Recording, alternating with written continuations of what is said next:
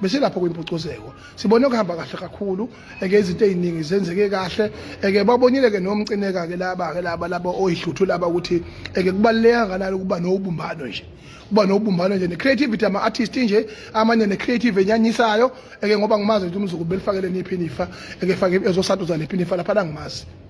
ngoba vele nokuba intombazane kumfanele ngimazi ukuthi belifakele umzukulu ezosatuza nephinifa lapha eke umzukulu ngimazi umuntu bezana angimazi nje noSicebi naye efake ipopolo zodokotela engana ngishuta na 10 lokho yena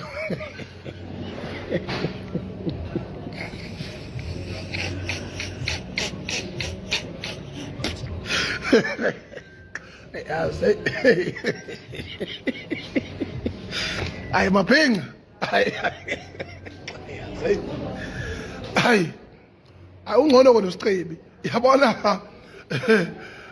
lo extra hot lo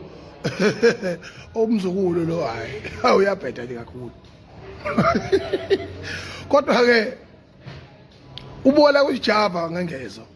ingezo kaSijava yonke lelo uJava ushaya ihlombe lapha khona uyalikwahla uyithanda kabi into ephiqelezo Sijava uma ngisho oBrand abenzi ikhidi ayikho into angayigqoka uSijava gqoka ikipa lezi advertiser okopopayela abasuke behengwe ngaphandle kwebhilithi lesikipa esingakobaba engizala eke uyasifaka uSijava athi uSijava angabi nankinga ingane kayigundi ngisho amakhanda manje ngenxa kaSijava yabo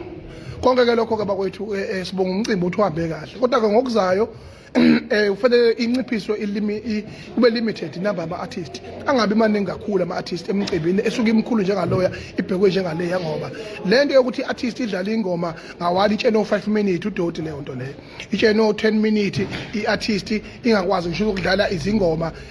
ayifiswa ngabantu kwesinye isikhathi nama-artist afike zopromote ingoma ezintsha emcimbini konke lokho rubbish lokho ngoba sefanele manje nibe professional boMASKANDI